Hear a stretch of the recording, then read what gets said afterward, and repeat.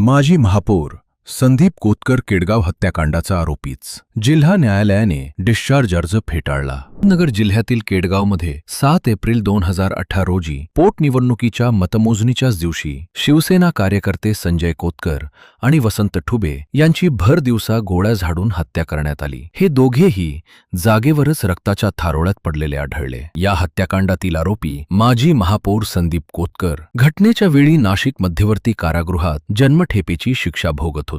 धुळ्याला उपचारासाठी गेलेल्या संदीप कोतकर यांनी चक्क साक्षीदारांचे मोबाईल वापरून बाहेरून कट रचल्याचा आरोप आहे. कॉल डिटेल रेकॉर्ड्स धक्कादायक खुलासा बाहेर आला होता. घटनेपूर्वी आणि नंतर आरोपीचा सुवर्णा कोतकर आणि इतर आरोपींशी सतत संपर्क होता. डॉक्टरांच्या जबाबातही स्पष्ट झाले होते की दातदुखी खोटी होती. बचाव पक्षाने सांगितले की पोलीस बंदोबस्तात कसा संपर्क होईल, पण कोर्टाने सीडीआर पुराव्याला गांभीर्याने घेत डिस्चार्ज अर्ज फेटाळला आहे. त्यामुळे केडगाव हत्याकांडात संदीप कोतकर हे आरोपी असून पुढील न्यायालयीन प्रक्रिया सुरू राहील.